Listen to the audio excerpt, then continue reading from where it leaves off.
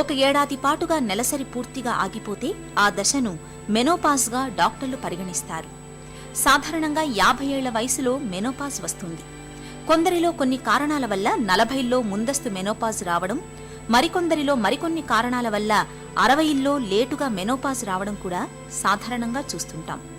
అయితే ఒకసారి మెనోపాజ్ వచ్చాక మళ్లీ రక్తస్రావం అయితే మాత్రం దానిని సీరియస్గా పట్టించుకోవాలని డాక్టర్లు హెచ్చరిస్తున్నారు. ఎందుకంటే మెనోపాజ్ తర్వాత రక్తస్రావం అనేది క్యాన్సర్ సంకేతం కావచ్చు. ప్రతి స్త్రీ కూడాను ఒక వయస్సులో ముట్లు ఆగిపోతాయి అన్నది తెలుసుకోవాలి. ఇది మన దేశంలో 45 నుంచి 50 ఏళ్ల లోపల జరిగే ప్రక్రియ. ఎప్పుడైతే అండాశయాల్లో ఉండే అండాలన్నీ పూర్తిగా తరిగిపోతాయో, దాని సంఖ్య 1000 కంటే తక్కువగా పడిపోతుందో అలాంటప్పుడు బహిష్లు ఆగిపోయే అవకాశం ఉంటుందన్నమాట. ఈ బహిష్లో కనీసం 1 సంవత్సరం వరకు 40 ఏళ్ళు దాటిన వాళ్ళు రాకపోతే మనం ముట్లు ఆగిపోయాయని అనుకోవాలి. ఒకసారి 1 సంవత్సరం దాకాను ముట్లు రాకుండాను దాని తర్వాత బ్లీడింగ్ అయితే తప్పకుండా డాక్టర్ దగ్గరికి వెళ్ళి పరీక్ష చేయించుకోవాలి. ఎందుకంటే ఈ వయసులో క్యాన్సర్లు వచ్చే అవకాశాలు చాలా ఎక్కువగా ఉంటాయి. ఇది గర్భాశయపు ముఖద్వారంలో ఉండొచ్చును, లేక గర్భాశయపు లోపలి పొరలో కూడా ఉండొచ్చును. దీంట్లో ఒక లాభం ఏంటంటేను ఇక్కడ బ్లీడింగ్ అయితే ఇది బయటకు వస్తుంది కాబట్టి తొందరగా తెలుస్తుంది అన్నమాట. కాబట్టి ప్రతి స్త్రీని కూడాను మెనోపాజ్ వచ్చిన తర్వాత అంటే బహిష్లు ఉడిగిపోయిన తర్వాత కనీసం ప్రతి సంవత్సరం ఒక్కసారైనా డాక్టర్ దగ్గరికి వెళ్ళి పరీక్షలు చేయించుకోవాలి. గర్భాశయ పరీక్ష చేయించుకోవాలి, అలాగే ప్యాప్స్మియర్ అనే గర్భాశయ ముఖద్వారం నుంచి పూత పరీక్ష చేయించుకోవాలి, అలాగే రొమ్ములు ఎలా ఉన్నాయన్నది కూడా డాక్టర్ చేత పరీక్ష చేయించుకోవాలి. బ్లడ్ ప్రెషర్ చూపించుకోవాలి.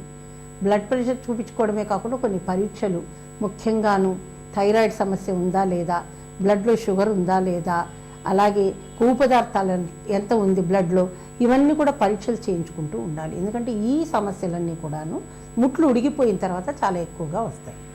నిజానికి మెనోపాజ్ అనేది నెలసరి చికాకులకు ఫుల్ స్టాప్ పెట్టేస్తుంది. అది ఒక రకంగా మంచిదే. అయితే నెలసరి ఆగిపోవడంతో ఈస్ట్రోజన్ ఉత్పత్తి కూడా తగ్గుతుంది. కాబట్టి అది స్త్రీలలో గుండె, ఎముకల సంబంధిత సమస్యలు తెచ్చిపెట్టే ప్రమాదం ఉంది. అంతకంటే ముఖ్యంగా మెనోపాజ్ తర్వాత రక్తస్రావం అవడం అనేది క్యాన్సర్కు సంకేతం కావచ్చు. నిజానికి మెనోపాజ్ తర్వాత రక్తస్రావం కావడం వెనుక గర్భసంచిలో నీటితిత్తులు పెరగడం, గర్భసంచి లోపలి పొర పలుచబడటం లేదా మందంగా తయారవడం, కొన్ని రకాల ఇన్ఫెక్షన్లు కూడా కనిపించవచ్చు. అయితే కారణం ఏమిటన్నది ఖచ్చితంగా తెలుసుకుని చికిత్స తీసుకోవడం మాత్రం అత్యావశ్యకమని డాక్టర్లు చెబుతారు. ముట్లు ఉడిగిపోయిన తర్వాత వచ్చే బ్లీడింగ్లోనూ చాలా మటుకు మామూలువే జబ్బులు ఉంటాయి. ముఖ్యంగా థైరాయిడ్ సమస్య ఉండొచ్చును, లేదా లోపల ఏదైనా చిన్న చిన్న కంతులు ఉంటే కూడా ఇలా బ్లీడింగ్ కావచ్చును. దీనికి అల్ట్రాసౌండ్ పరీక్ష చేసి చూస్తారు. అది యూన్లోంచి అల్ట్రాసౌండ్ చేస్తారు. చేసినప్పుడు లోపలి పొర మందము 4 మిల్లీమీటర్ల కంటే ఎక్కువగా ఉంటే ఏదో సమస్య ఉన్నట్టు అన్నమాట. దీనికి ఆ లోపలి పొరను తీసి పరీక్షకు పంపించాల్సి ఉంటుంది. ఇలాంటి వాళ్ళల్లో 100కి 25% మందికే క్యాన్సర్ ఉండొచ్చు, 75% మందికి ఏది ఉండదు.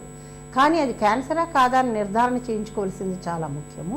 కాబట్టి దాన్ని మనము నిర్లక్ష్యం చేయకుండా అలా బ్లీడింగ్ అయితే వెంటనే డాక్టర్ దగ్గరికి వెళ్ళాలి.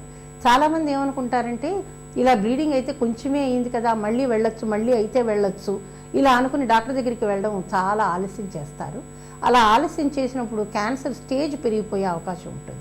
దీనికి చికిత్స అన్నది ఫ్రాక్షనల్ క్యూరటాజన్ చేస్తారమ్మా. ఈ ఫ్రాక్షనల్ క్యూరటాజన్ అన్నది కూడా ఇప్పుడు మనం హిస్ట్రోస్కోపీ ద్వారా చేస్తున్నాం. హిస్ట్రోస్కోపీ అంటే ఇది ఒక ఎండోస్కోపీ పరీక్ష. గర్భాశయం లోపల ఈ హిస్ట్రోస్కోప్ని పంపించి మామూలుగా చూస్తాం అన్నమాట. మేము చూసి ఎక్కడైతే ఏమన్నా కంతి ఉంటే ఆ కంతి తీసేస్తారు. అలాగే లోపలి పొర పూర్తిగా తీసి దాన్ని పరీక్షకు పంపిస్తారు. పరీక్షకు పంపించిన తర్వాత అందులో క్యాన్సర్ ఉంది అంటే కనుక ఆపరేషన్ అవసరం ఉంటుంది. ముఖద్వారంలో అంటే కనుక దాన్ని స్టేజింగ్ చేసి దానికి ఏ ట్రీట్మెంట్ ఇవ్వాలా అన్నది ఆలోచన చేస్తారు. 2A దాకాను దీనికి ఆపరేషన్ చేయొచ్చు, లేకపోతే రేడియేషన్ థెరపీ కూడా ఇస్తారు. ఇప్పుడు కీమోథెరపీ కూడా ఇస్తున్నారు. అలా కాకుండా గర్భాశయపు లోపలి పొరలో క్యాన్సర్ ఉంది అంటే దీనికి తప్పకుండా ఆపరేషన్ చేసుకోవాలి. దీన్ని స్టేజింగ్ లెపరాటమీ అంటారు. ఎంత స్టేజ్లో ఉంది అని చూసి దాన్ని బట్టి దానికి సరిపడే చికిత్స చేస్తారు. కానీ ఆపరేషన్ తప్పనిసరి. నెల్లూరు, వైజాగ్ లాంటి తీర ప్రాంతాల్లో నివసించే మహిళల్లో మెనోపాజ్ తర్వాత రక్తస్రావం అవడం, అది క్యాన్సర్ కావడం అనేది ఎక్కువగా కనిపిస్తోందని ఇటీవలి సర్వేలు చెబుతున్నాయి.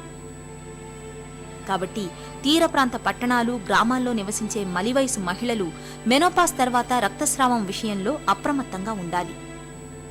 మెనోపాజ్ తర్వాత తరచుగా ప్యాప్స్మియర్, హిస్ట్రోస్కోపీ లాంటి పరీక్షలు చేయించుకోవడం ద్వారా మలివయసులో క్యాన్సర్ భయం లేకుండా నిశ్చింతగా ఉండొచ్చు.